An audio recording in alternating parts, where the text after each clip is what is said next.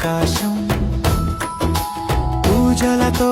ముడువెచ్చిన మనసుల రాగం ప్రభువు జన్మించిన పవిత్ర ఘడియ ఆనందం మన గుండెల్లో నిత్యం